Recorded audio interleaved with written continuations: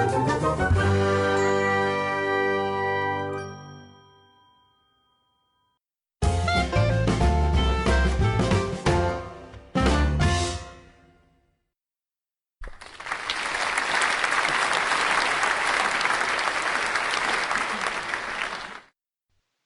can't believe it. My grandpa is dead. Seems like only yesterday he was bouncing me on his knee and asking my dad, "Are you sure this fat butterball is your son?" Ah, the good times, the good times. You know, I was named after him. You don't say. He was a self-made man. He started off as a company clerk, but with a lot of hard work and determination, he soon rose to the head of the company. Well, marrying the boss's daughter didn't hurt. That's beside the point. The fact is, he was a man's man. He hated people that just sat about doing absolutely nothing. He had 2 sons, my dad Stanley and my uncle James. He said to my dad and uncle, "When you get married and have children, I want you to name one of your sons after me. When I die, he will inherit my fortune. So you see, I will soon be a wealthy person. After all, I am Hubert Oliver Bagley." Wait! Your Uncle James has a son, and he's also named Hubert Oliver Bagley. What about it? How do you know your grandpa will leave you his fortune and not give everything to your cousin? Why, that's simple. My grandpa hated my cousin. He is nothing but a layabout. He hates working. He spends most of his time at the local pool hall and gets his lady friends to pay for him when they go on dates. I, on the other hand, I work hard at the TV station. I used to handle the props. Today, I am the head writer for the Dimwit the Clown show. Grandpa was very proud of me. So you see, Will, I guarantee Grandpa left me everything in his will. Say, how would you like to accompany me to my grandpa's mansion in Maine? I'd love to go. Great. After I get my inheritance, I am going to finally tell my worthless no-good cousin exactly what I think of him. He's been mouthing off to me for years. I'm going to give him a piece of my mind, then I'm going to kick him out of my mansion. After that, I'm going to throw a huge party and invite all our friends. Yes, sir. I am finally going to be living the good life. Say, what's with the trunk? Mr. Spear is involved with a local theater. He borrowed a couple costumes from the Eastport Arts Center. He asked if I can return them for him. I figured since we're near Eastport, Maine, we can kill 2 boys with 1 stone. While you're at the reading of the will, I will return the costumes. Hey, you better get going. We have a long trip ahead of us. You know, Will, a person in my position cannot afford to be seen riding around a broken-down jalopy like this. I am gonna buy me a big stretch limo, the biggest one they have. Speaking about this junk heap, look at how dirty it is. I can't show up for the reading of the will in a dirty car. I know. Why don't you and I wash it? Pull over there. We can wash the car and have something to eat. We have plenty of time before the reading of the will.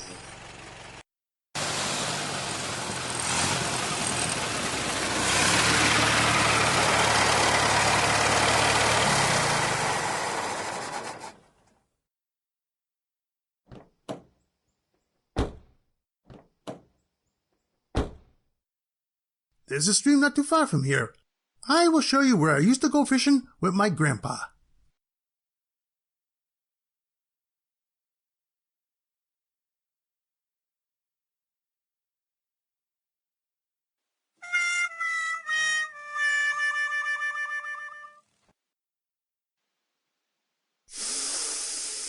Ah, smell of that fresh air. That's other city smog. It's no good for you. I know. You can live with me at the mansion. You mean it? I sure do. My grandpa had a hunting dog by the name of Clarence. He built for him a doghouse in the back of the mansion. We can fix that up, and you can live there. You would. Once I get my inheritance, I'm going to buy me a place in the woods and build me a log cabin. Sort of a getaway from it all place. After all, once I'm rich, people will be at my mansion all hours of the day asking for money, inviting me to speak at important functions, and of course, those wild parties. I'll probably marry a supermodel. Hey, let's wash the car. After that, we can have something to eat.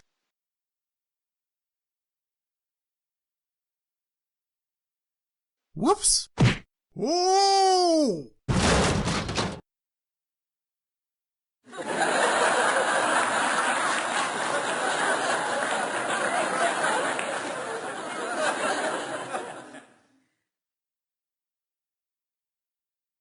Bert, it was an accident. I didn't mean to. That's okay, pal. I always wanted to play Jack and Jill with you. Now that I have, I can go to my grave a happy man. Here, take the pail. Now, get up the hill and fetch me another pail of water.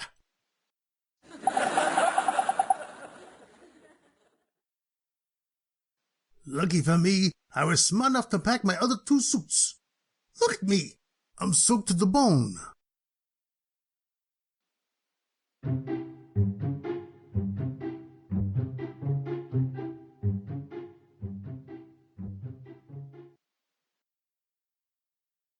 This is one of my favorite suits. It came with 2 pairs of pants. Cost me all of $20, but I'm worth it.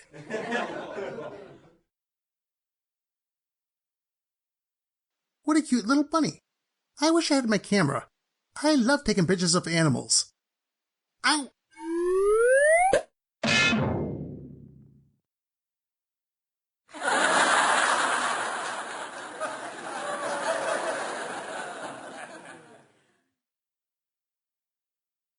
Bert, let me try to explain. There was this cute bunny and never mind.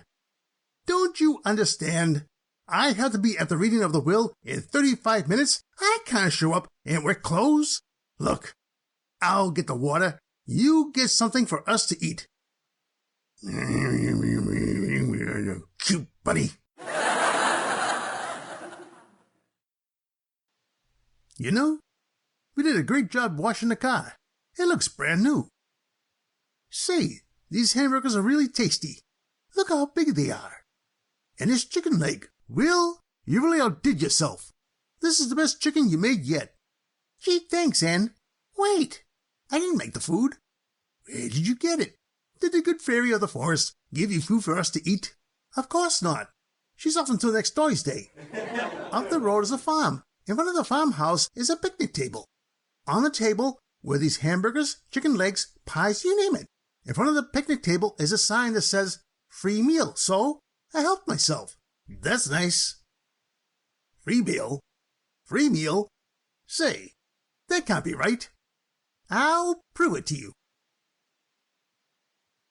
Poor guy, I think he's seen things. That settles it. When we get back home, I'm going to insist he makes an appointment with his optimist to have his eyes checked. Here's a sign, Doubting Thomas. You idiot! That sign doesn't say free meal.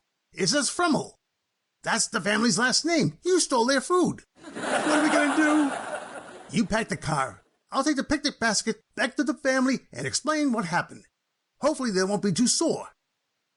Of all the idiotic things to do, steal another family's food. Sheesh! I hear someone approaching.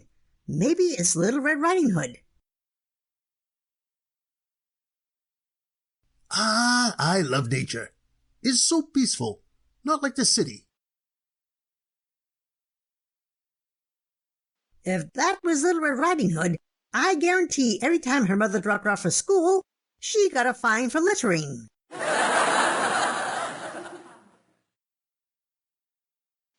So, you're the culprit that stole our food. Come back for more, I see. No. It's not what you think. Let me explain. This is going to be good, folks. You see my friend? He saw all your food and he thought you were giving it away. It was a misunderstanding. He read your family's last name and he thought the sign said free meal. Oh, making fun of my family's last name. I bet you think we're a bunch of backward simpletons. No. So, we're just plain ordinary simpletons. That's not what I meant. Then what do you mean? Can you give me a simple explanation As to why you stole our food, coming from you, it would have to be simple. Look, mister, it's like I said. My friend misread your sign. Had we known you were not giving away food, we would have eaten at a restaurant in town. I see.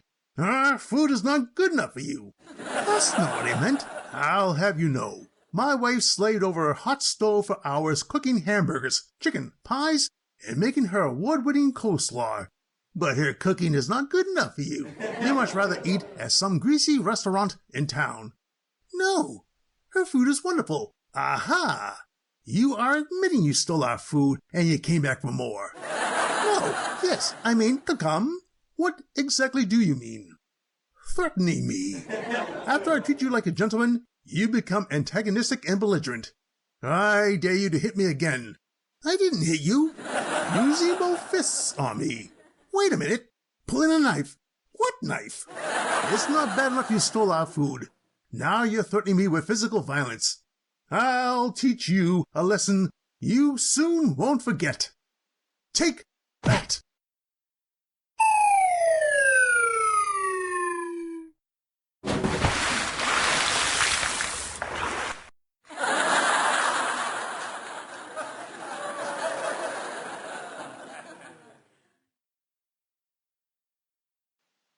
Three suits. I can't believe it. 3 suits completely soaked. What am I going to do? Don't worry. I built a bonfire over there as we speak. Your suits are drying, see? That's swell, Ann. Huh?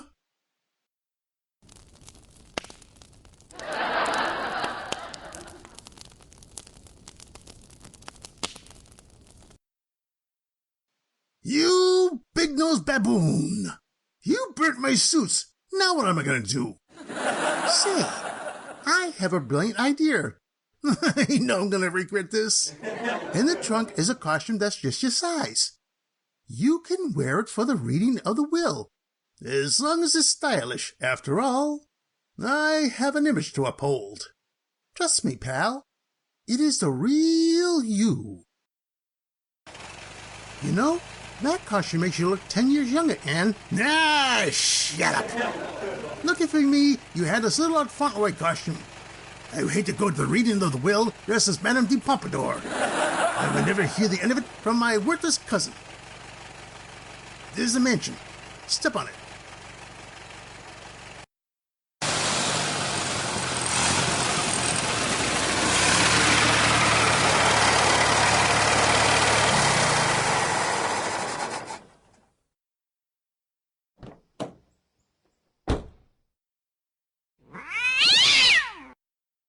Sorry about that, pussycat. I didn't mean to step on your tail. This shouldn't take long. Maybe here in about half an hour. Just think, Will. The next time you see me, all this will be mine.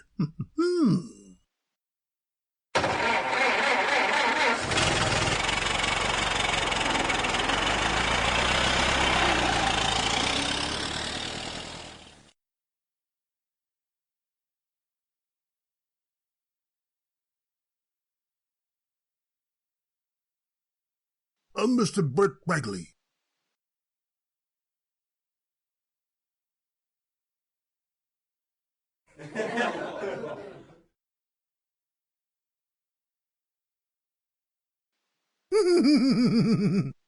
I see you've taken pains to dress for the occasion. Let me guess. You entered your second childhood. No, wait. You never left your furs. I see you cut down your drinking. What are you down to? 10 bottles per day? This is coming from a person who was so ugly as a kid, you had to trick-or-treat by phone. You know, it's going to be a pleasure to throw you out of my mansion after the reading of the will. What makes you think you're going to get the mansion? After all, Grandpa loved me the most. You?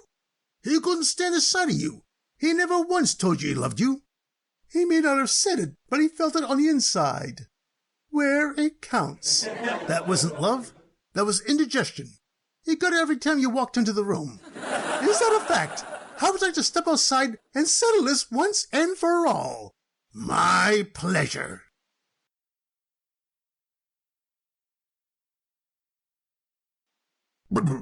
Gentlemen, please.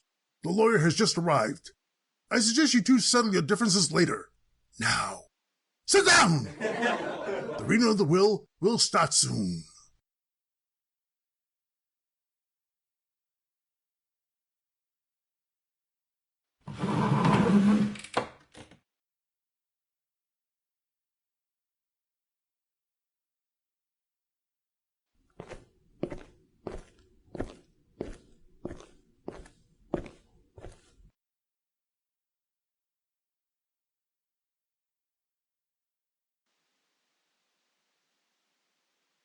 Your hat, sir.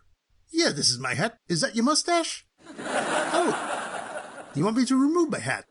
You have to excuse my cousin. His elevator does not go all the way to the top floor. Quite. This should not take too long. The will is very straightforward.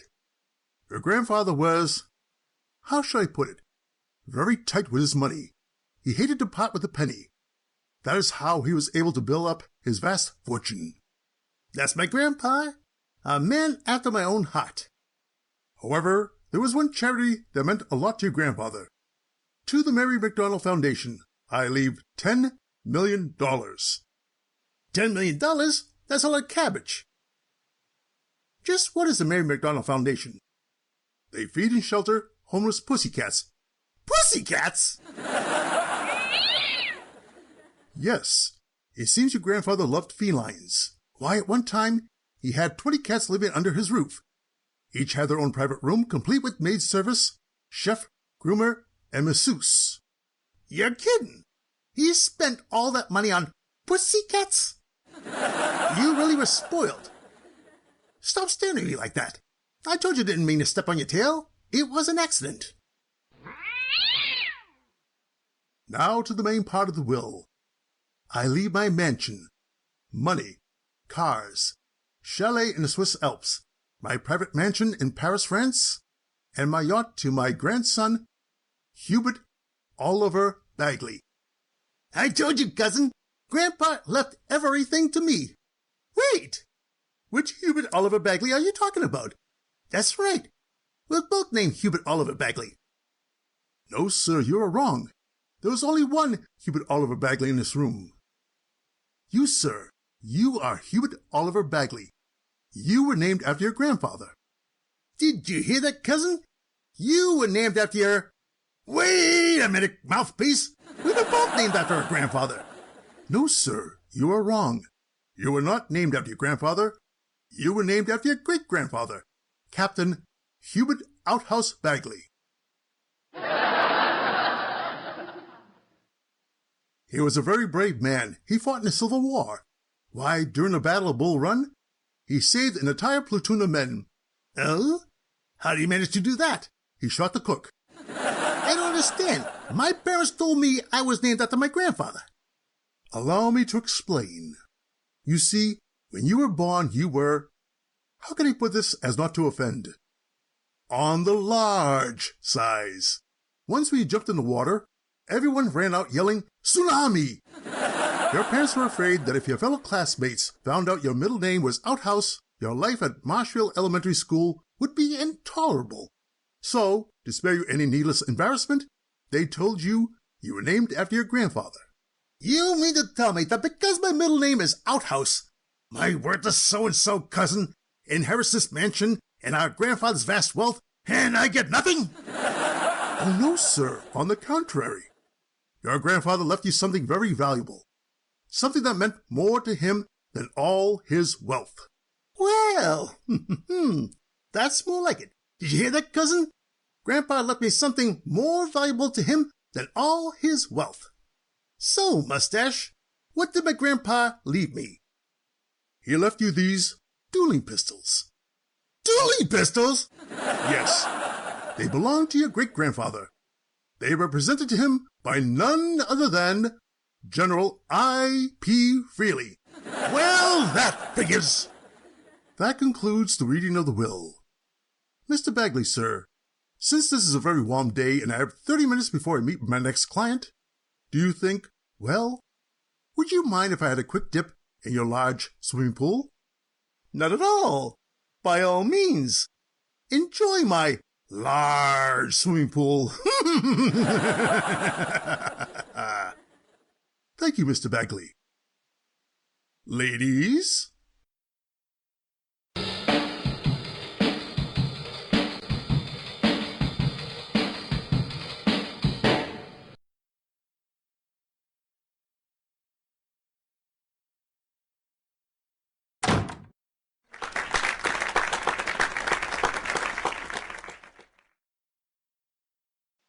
I don't know about you, but I'm very pleased over the outcome of the will. Just think, if your middle name was Oliver, things might have been different. This mansion and Grandpa's vast fortune would probably be yours, and you would be throwing me out on my ear. I guess it pays to be a lazy, no-good, worthless scoundrel.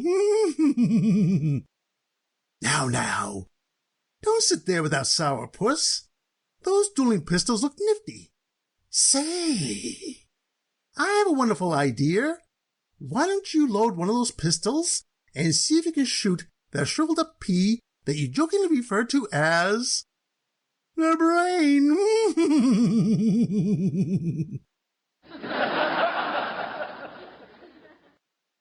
What parent in their right mind would name their kid Outhouse? Can you answer me that? Well, perhaps when you were born, your parents took one good look at you and realized that you were full of... Bert! It was only a joke. Let's talk about this.